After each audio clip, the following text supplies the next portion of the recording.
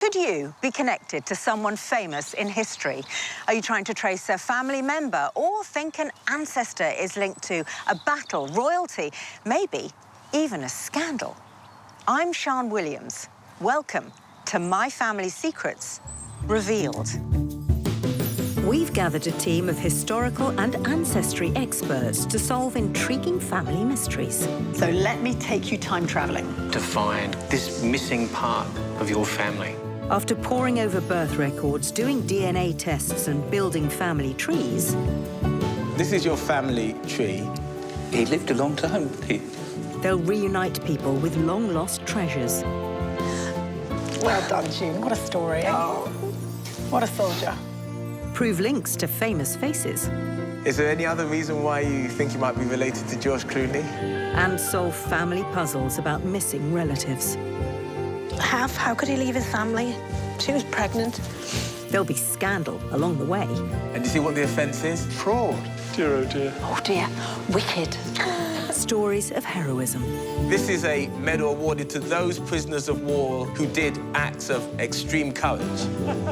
There'll be new family to discover. So your family's just got a lot bigger. Wow. Unexpected surprises. All these years and I haven't been married to a Scouser. And a chance for people to find out who their ancestors really were. Wow, what a day. Coming up today, royal connections. My grandmother always maintained that we were related to nobility. Well, Your Majesty. And a redefining of identities. That heritage is your heritage. That's pretty cool.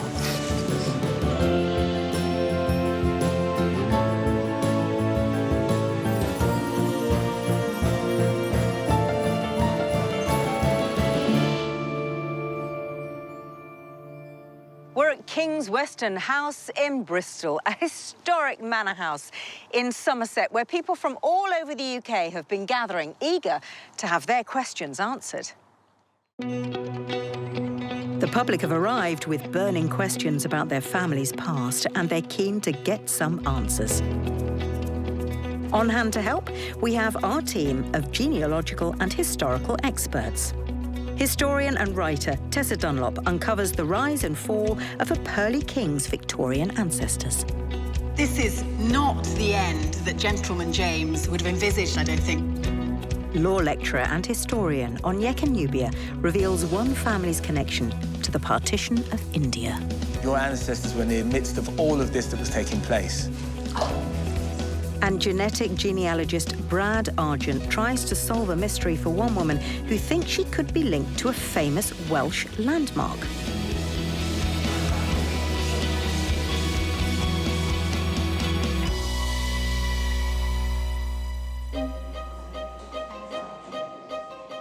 Janice Markey from Wales grew up hearing stories about her family's alleged royal connections. Can Brad confirm her regal links today? I spent a lot of time with my maternal grandmother when I was growing up. And she was a very prolific storyteller. She used to tell my sister and myself that we were descended from the Herberts, the lords of Raglan Castle. So that started me really on the road to trying to find out if that was true. And I think that story about that connection comes from this handsome woman here. Yes, that's my maternal grandmother, Mary Ann Waters, nee James. Apparently, this relationship was a direct line through my great-great-grandmother, Anne Rumsey. And my grandmother always used to say when we went past the Herberts family seat, Llanarthcourt, that should be ours. And she always maintained that we were related to nobility, but whether this is true or not, I don't know. Well, Your Majesty, why don't we have a look and see what we can find out? Well, what do we know about this stunning building, right? 15th century, this was built by the Herbert family, right? And he built it more as a statement than as a means of defence. And the Herberts, as you know, are connected with the Tudors. But the question is, are you connected? The short answer is yes. The longer answer is but. So we have your family, the Rumseys, right? They marry into the Vaughans, right? And then that connection goes back, and from a distant Vaughan, there is this other Vaughan tree, right? And that connects into the Herberts, and then off into Europe, right? The heads of Europe. So your connection is distant, extended, but by marriage, and it's all the way over here, but there is a convoluted path through history through which we can trace a connection to you and this grand building. Now, you might not get residency rights. I'm a bit amazed, actually, because we always thought that it was more legend than fact. They'll all have to bow down to me now, won't they? So, Janice, you know, we asked you to take a DNA test. Yes. All right, because sometimes it helps us with the research that we're doing. Right. And you'll be happy to know, when we looked at the results of the DNA test, that you were pretty Welsh, right? But, you know, I didn't need a DNA test to know that. No. But there's more to reveal. What? If you just turn around for me and look at this rather handsome woman here, this is your cousin Barbara. What? Where are you from? Where do you live? I live in Kent. Oh, no, the innocence.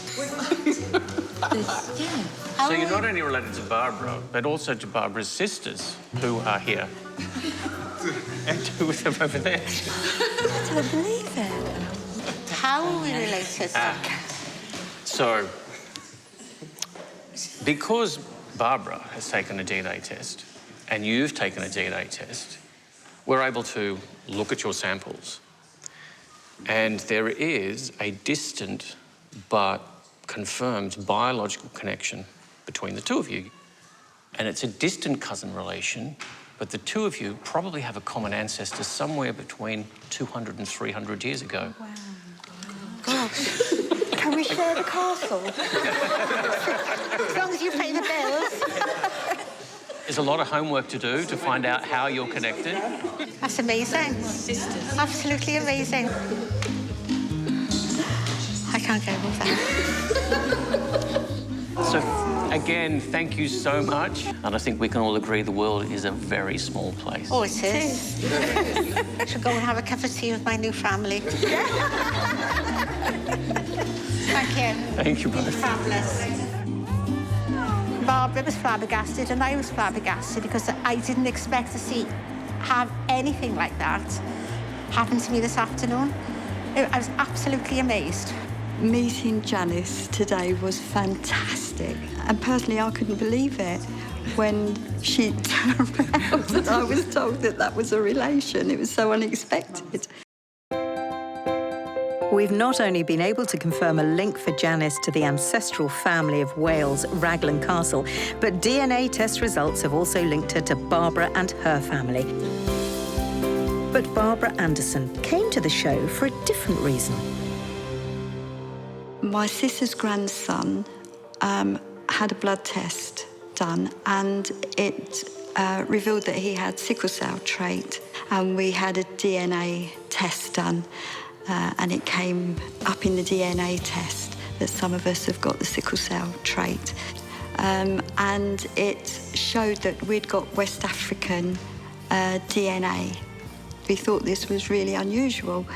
And we found out that our granddad was mixed race. We would really love to find out about our family history and where this trait has come from. So, Barbara, welcome. Thank you. You just got some reasonably shocking information, didn't you? It was. I was so surprised. So you came here, and Janice came here, completely separately, completely independently, both had separate stories, and yet you discover that you're actually related? How does that feel? It's amazing. And to think we've been chatting outside to each other, not knowing that we were related. It's fantastic. But you really came here today to find out something else, didn't you? Yes.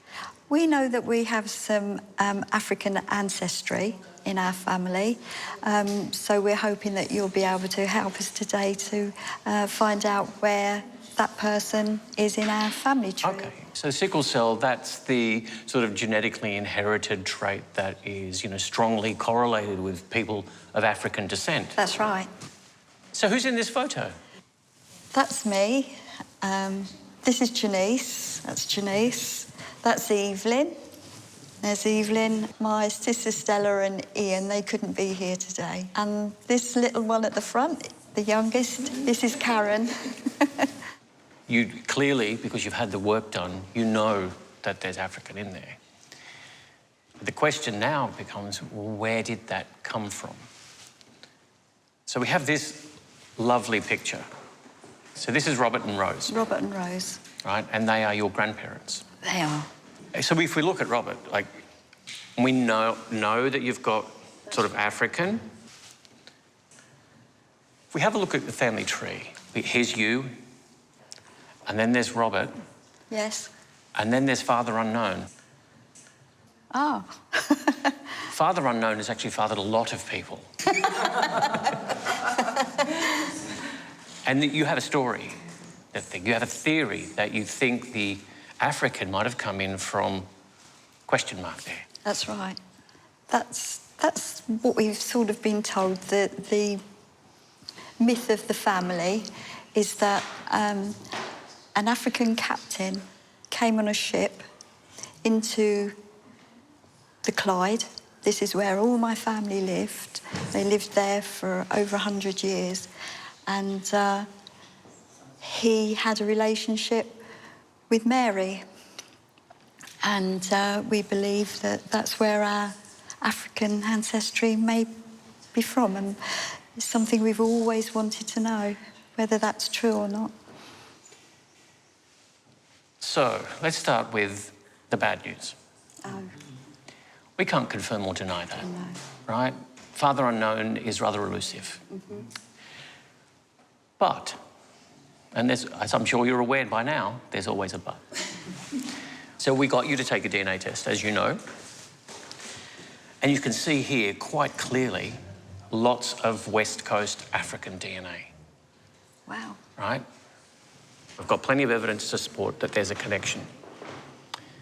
But what you might not realise is that connection actually comes from Robert's mother's side. Oh. The Anderson side. Oh. So, sure, his unknown father might have been African, of African descent, but so was his mother. Oh, that's brilliant. That's brilliant that we know that.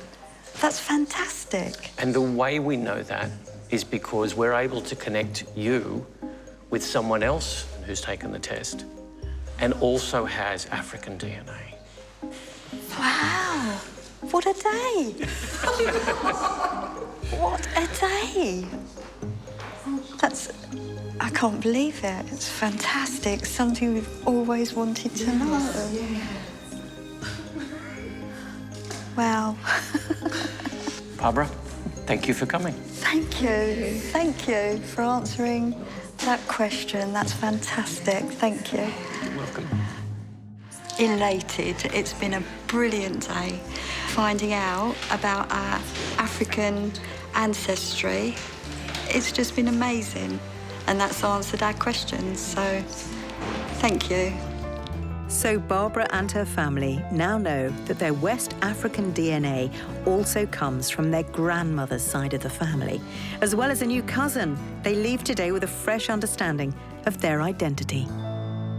Joining us now is a real-life king, a pearly king, in fact, with a family rumour that dates back to the 1800s. It's all about a long-lost fortune which is tied up in one of London's most famous landmark pubs, the Windmill in Clapham Common. My name's Jerry Baxter. I'm from Streatham in Lambeth in South London. and my wife's an East Ender. We are the Pearly King and Queen of Streatham. The Pearlies are unique because it started in 1875, and it was a young lad that actually thought, how could he raise money for the local workhouse where he was brought up in and the local hospital? And he thought, if I made a suit covering the buttons, and he attracted so much attention with his collecting tins that it spread all over London, and families continued with those titles because they were given a title for each borough. I love being a Pearly King because of what it does. I mean, it is a family tradition. I love the history of families, and I've always been interested. And Dad had said to me, the Windmill Pub in Clapham Common was owned by an ancestor, and I'm not sure how far back. And he said that there was some problems, mental illness. The owner possibly was taken to an asylum, and the government took the whole lot. It would be lovely to sort of go past it and say, yeah, well, my ancestors owned that, and actually say a little bit more about how they owned it, why they owned it, why they got rid of it. Could we be secret millionaires? I'd probably find out that they were horse thieves that used to visit it or something, but yeah, I'd love to know as much as possible. Gerald, or Jerry, I'm told I can call my king. Yes, you may. Welcome to the show. Thank you. Let's find out about the Windmill Pub to give us some clues. There was indeed a windmill in the 17th century, the 1600s, an ideal location, of course, and then later on it became an ideal staging post for coaches passing through. Not nearly as la-di-da as it is now, that's for sure. But it would have been a great place to make money, to be honest, if you were a publican. So let's find out what we can. Here we have a family tree, and we're tracking back through the Baxter line. That was the tip-off you gave us, that this was in your paternal line, going up through the Baxters. That's right. So here we have our Pearly King, Gerald Baxter. We've got a James Baxter, born in 1848, so we're mid-19th century, if you can see there, your great-grandfather. Yes. Well, we decided to start with your great-great-grandfather, James Baxter. Yep. And we identified James Baxter's baptism. Yes. You can see there, his father and mother are William and Sarah Augusta. Rather grand. Oh. You can see that William, the father of James, who's being baptised, is a shoemaker, not a publican, but no matter. Let's stick with the James and the William pairing and see what becomes of them. Because here we have the census from 1841. So some 20 years later, and I'm going to point out for you a William Baxter, and you can see he's married to Sarah, and he's got a son called James. And you'll remember 20 years earlier, he was just a humble shoemaker, but now he's calling himself a writer. Oh. And if you look down, his son James is not getting his hands dirty. He is a clerk, okay? So they're not doing badly as a pair. No. Now, 6 years later, James acquires a wife, Sarah Ann. Let's now look at that marriage certificate. Okay, 1847, James Baxter with Sarah Ann Shepherd. But you can see that James, when asked to give his rank or profession, says he's a gentleman. He's above work by this stage, okay? So he's gone from being a clerk to being a gentleman. So things are going rather well. Well, not every story has a happy ending, does it? And sadly, James, who married Sarah, she had 6 children in a 10-year period. She died prematurely, about 10 years after their marriage, approximately. And that had a dire effect on the family. The father, William, also dies. So we see James and his old mother, Sarah Augusta, in charge of 6 children. That situation doesn't last long successfully. Unfortunately, we believe that James and Sarah ended up in workhouses, and the 4 youngest children in a poor law school. Sorry. The Poor Law of 1834, of course, was designed really to solve the problem of unsightly poor on the street. And it was seen as a way of incentivising the poor, so it wasn't just pure charity. Oh, you know, no. you can come and be given a roof over your head, but you work for it. Yes. And this is not the end that Gentleman James would have envisaged, I don't think, when he married 10 years earlier in 1847. And I regret to say there's evidence that both James and Sarah could have died in the workhouse. Is this a shock to you, to find a dead end in a workhouse for a big part of your family tree? Definitely. I mean, I didn't know anything about that. And it's not the most pleasant of outcomes. It would have been hell, I imagine. God. But I'm afraid we failed to find anyone attached to the Windmill Pub in Clapham Common. However, we bore in mind our quest, because you're here today, something must have gone right, and you're still carrying this family story, the Windmill Pub in Clapham Common. And we felt maybe we'd missed a trick. So we decided to return to James Baxter before it went horribly wrong and he ended up in the workhouse. You'll remember he got married. Yes. Sarah Ann Shepherd, 1847. Now, earlier we looked at his father. We were focused on William Baxter being a gentleman. But if you look below William Baxter, the other father, it's a Thomas Shepherd. And do you see, in the rank or profession of father, he is named as a licensed victualler. Yes. And a victualler is? The pub The owner. person who's licensed to serve alcohol. Yeah. So suddenly, we're on track, we feel.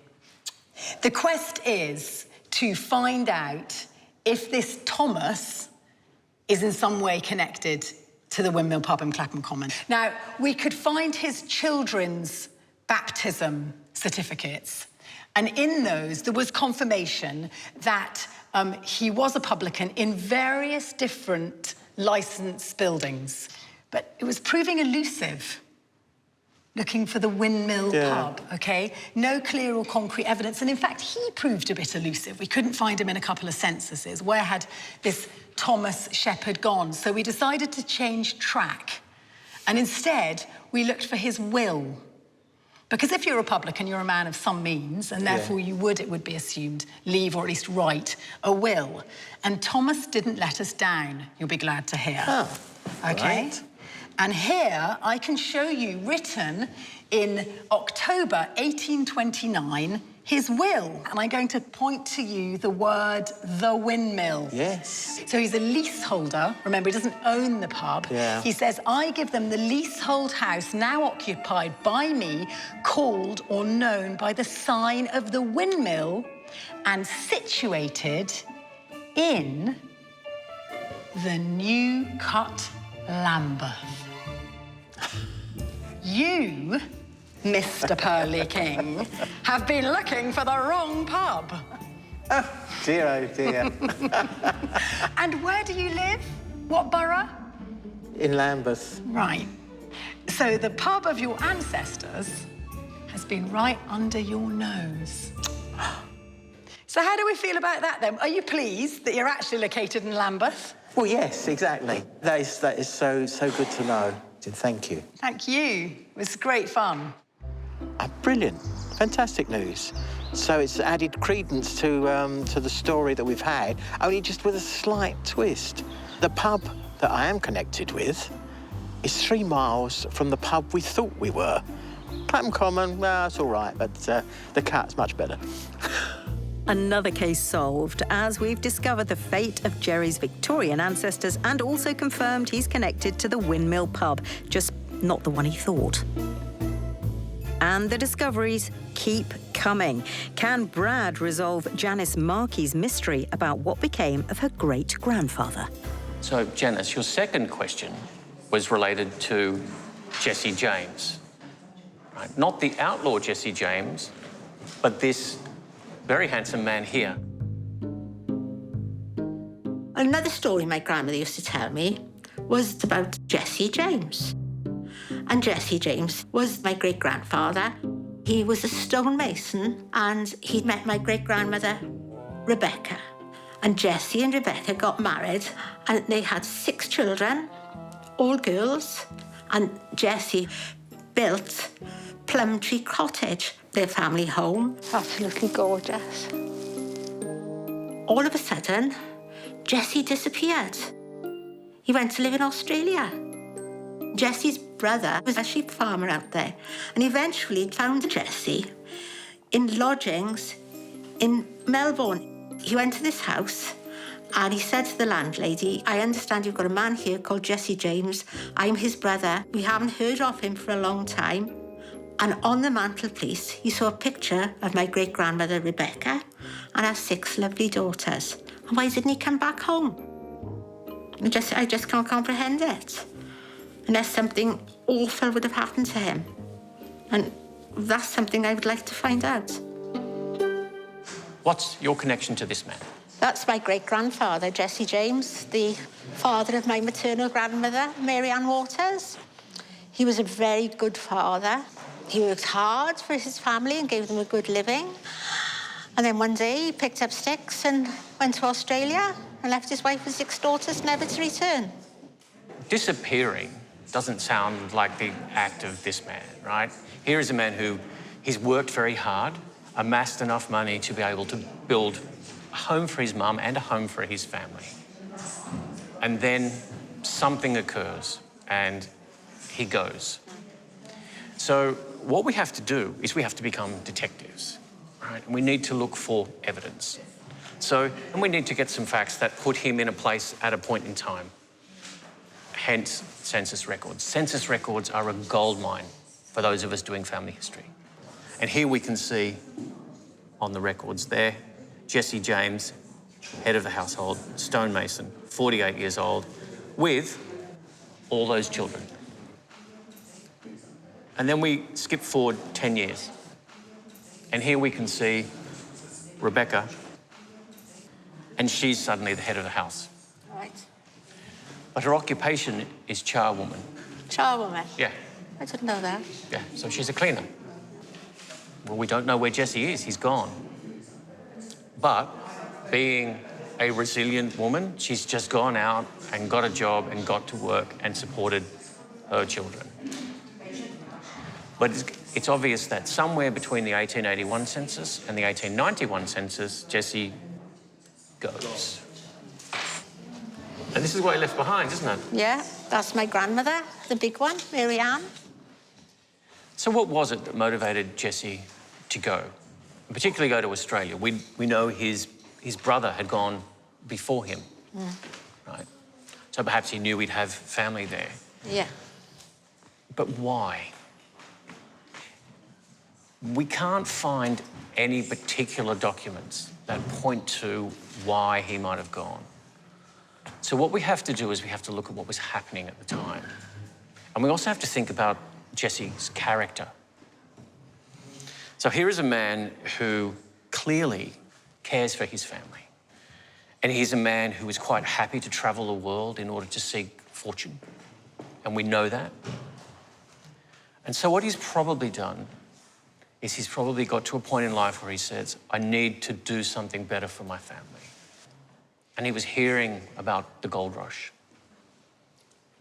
Now, I'm not suggesting that that's the thing that drove him, but we have to think these things were going on.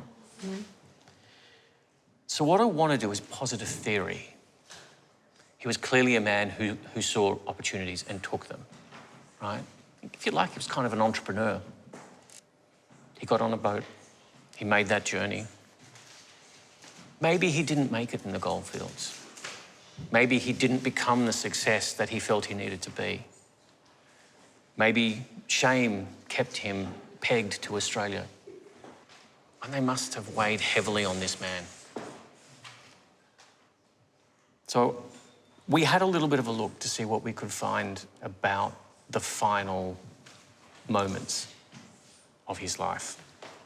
Jesse was 75 years old when he went to hospital. I think Jesse probably was showing signs of dementia and Alzheimer's. When he was in hospital, he wasn't treated particularly well. Right. They cast him out of the hospital. They threw him out of the hospital when he was sick? Yeah. But I want now to look at this rather stark headline. Hancock was actually the man who was responsible for the mistreatment of... How did they mistreat him? he was treated very poorly. Hancock's history with the hospital was very checkered, and it led to Jesse being abused. Abused, I mean, let's call it what it is. He was abused. And there was a public outcry about the way he was treated. But he had one man who came to his defence. George Greenway. George Greenway. Was his friend. It must have been a strong relationship, because as soon as Jesse needed help, George was there. George paid for the bills. George stood by his side. George led the public outcry against this. They took him back into the hospital and he was cared for until he passed away. Right. And I think it's testament to the kind of man that he was, that when he was at the end of his life, when he was down and out, he had friends there to support him. And you know what? And I think Rebecca, all the way on the other side of the world, would love to have known that. You know, we found him buried in a cemetery in Perth, 9,118 miles away from his wife. So, sorry, it's a little emotional for me. I don't know how it is for you. It's awful. Like, I was expecting him to have been a bigamist, you know, to have disappeared. There's no evidence of that. No, but that's what we thought, you know, because he was sort of a bit of a man of the world. But for this, it's a complete shock. He was a good man, Jesse. Yes, poor old Jesse.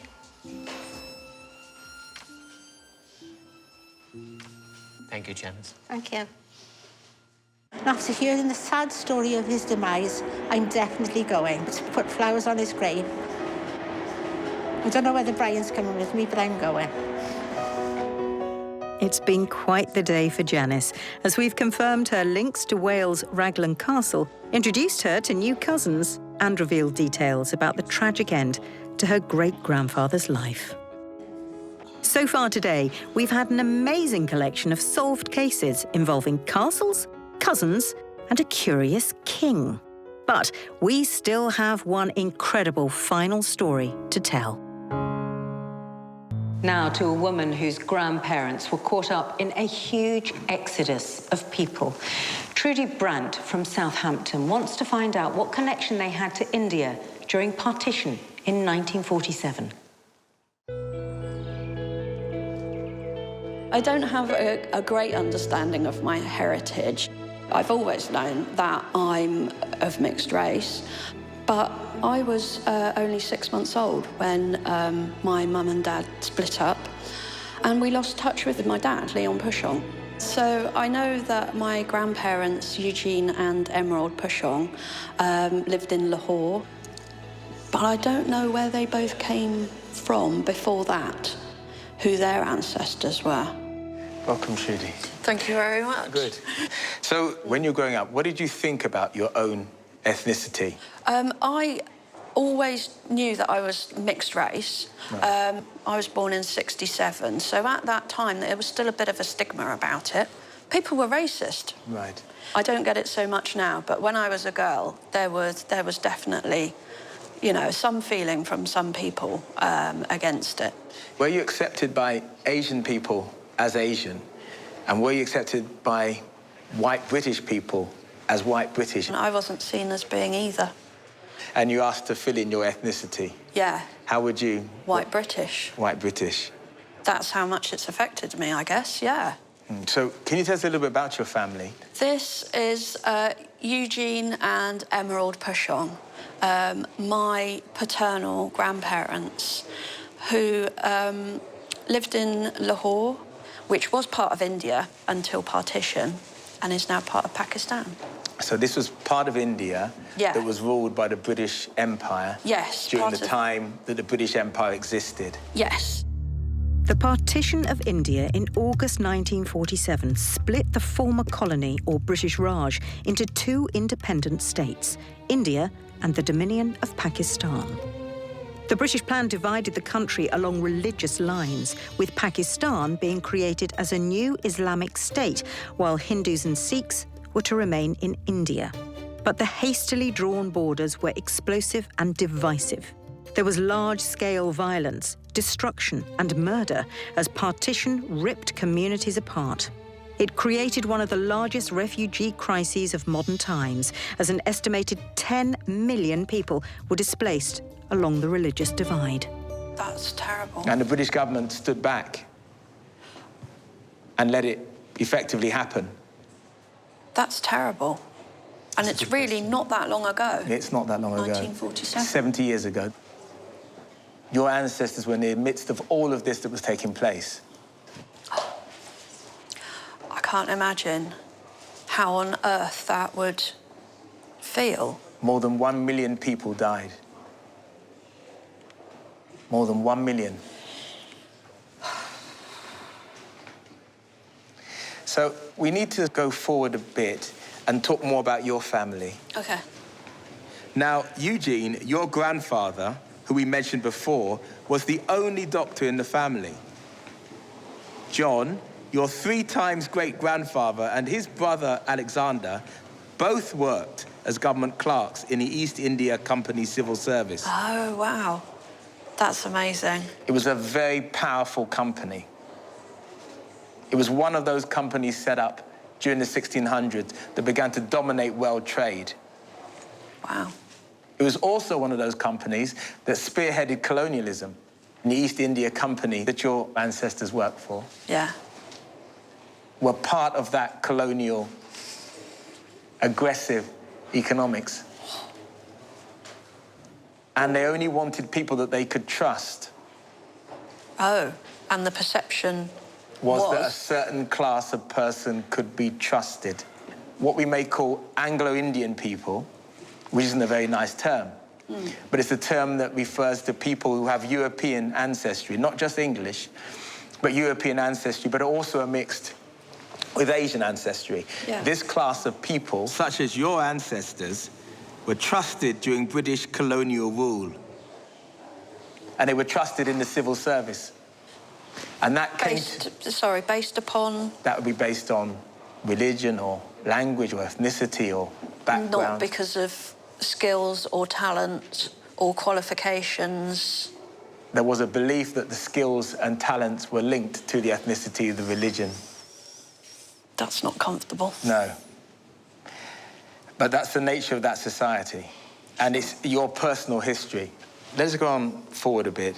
We've discovered that your ancestor, Alexander Pushong, was married to a woman called Mary de Costa. Yeah. Now, we believe that Mary actually had a diverse heritage. Mm-hmm. Her last name is Portuguese. Oh. The Portuguese came to India, to the western port of Goa. Yeah. From the 15th century. Yeah. And they began trading from there. And they were trading in everything, including people. The children of those people, those Portuguese people of Portuguese descent, would inherit their Portuguese names, like da Costa. So if we go forward now to what happened in partition, your ancestors, Dr. Eugene and Emerald, when the British left, the privileged class of people lost their positions effectively and had to decide which side they were going to stay with. It's a case of survival, then. If they were unable to decide, then they had to leave India. Oh, so... If they didn't fit. Wow. I want to show you this other document. It's a shipping record. Yeah. Who were leaving at the time of partition. Okay. And it shows Dr. Eugene and Emerald sailed from Bombay to London. That's why, then. That's why, because of partition. So they had to leave everything. So you got to go. Where do you go? Back to the mother. Britain's the mother. That's what they would have been told. They would have been caused it all, exactly, but they would be told that Britain is your mother country. And especially if you were Anglo-Indian, Yeah. your grandparents would be told, look, come to Britain. Oh. Oh, OK. So that was given to them as that would be the a idea. viable option. And they would believe it. So they arrived in Southampton on the 5th of November, 1948. Their last permanent residence was in Pakistan. And at that point, Eugene was employed by the army. Eugene didn't spend long in this country. If we look at these shipping records, so for the 5th of February, 1949, so it's Eugene Pachon, your direct ancestor, who is now 37 years old, outward bound from Southampton to Buenos Aires in South America. Wow. That's some journey that he's done in a very short space of time. Almost all the way around the world. So he left Emerald and Leon here? I mean... Did he go alone? Eugene remarried a woman named Lucia Rosa. So yet another terrible effect of partition, then? Yes. Yeah, if there were any cracks in the marriage, that may well just have done it. Yes. So, in a sense, we've tried to sort of provide an analysis of you or your situation, your family. Yeah. All of that heritage is your heritage. All of it. I'm a child of the world.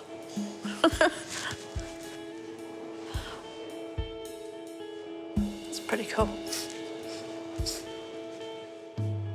When you first mentioned your ethnicity, when you first filled in your application, can you tell us what you wrote on that regarding your own? I've always written, whenever there's been any choice of, what ethnicity, I've always put white British. Yes. So, Trudy, what box are you going to tick now? No box. Trudy, I want to thank you for coming and sharing your experience and that of your remarkable ancestors. Thank you very much. I can't tell you what it means to me. Today, I've found more about the character of and the strength of my ancestors, not just names on a page. You're leaving here with a stronger sense of where you come from, who you are. Yes. You are not to be boxed. Absolutely. I'm thrilled to bits. I really am. Thank you. Thank you for coming. Thank you. An emotional journey of discovery for Trudy Brant. It's been an exciting day in Somerset, solving mysteries and discovering lost family. But it's goodbye for now. Join us again soon when we'll be helping more people discover their place in history.